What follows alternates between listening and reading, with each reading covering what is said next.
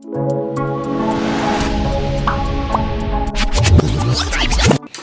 good people, this issue of moving on. So after, of course, watching whatever that has been going on in the country, the petition, there are so many things that are happening nowadays. And this also reminds me of my childhood. I remember back in the village, I think I've said this before, that I grew up in a village setup. Uko Ocha mali, you unaenda mtoni, you go to the forest, kettle deep, playing with kids, and sometimes there are so many dangerous things that happens there.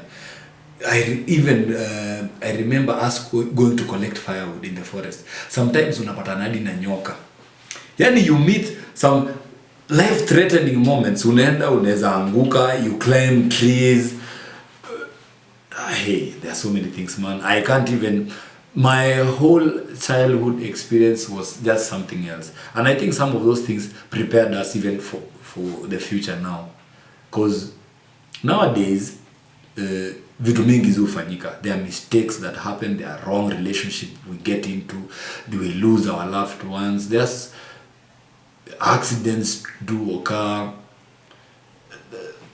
Those things prepare you for life. I remember there was even a time when tulienda tuanza kupika walk when I was in primary school, if I'm not wrong, to go to boarding school. There was a time people would go when people were doing their KCSE exam, we would sneak out of the school na kutembea. So there was another forest, tungeingia huko ndani tunatembea.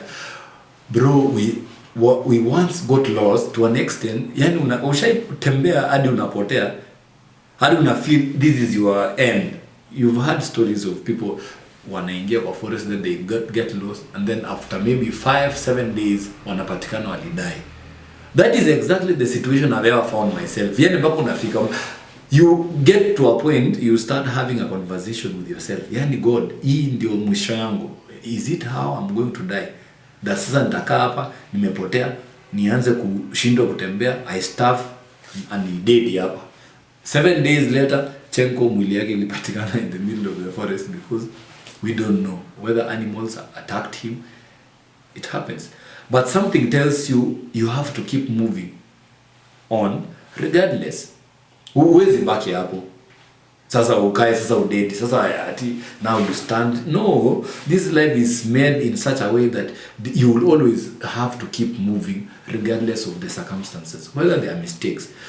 This, even to us now who are still watching this video, that it does not matter the things that we are going through. There are some things that we would want to be enjoying. Even in terms of relationship, you would think that you would be happy being in this particular relationship, but sometimes you don't need to. Not everything, even in playing games when you're a child, kuna vitu zingine zitakubamba. Not everything are for you. You might see someone wanted, this one is the right person for you and you must enjoy with this one. But sometimes it does not happen. So you must always keep cycling, wanasamanga baiskeli, you must keep cycling so that you don't fall. Because when you stop, you'll have to. So moving on is a very critical thing in this life.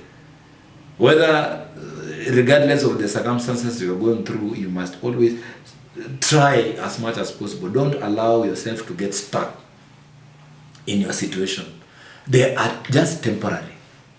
I have gotten into a life-death moment several times. Nimeshaipigwa risasi. I have ever fallen and I thought I was going to die. I have ever cut myself in the leg and I thought I was going to die. There are so many things that have happened in my life to an extent. I shouldn't even be thinking about vitu zingine. Hiyo ilikuwa life-threatening moment.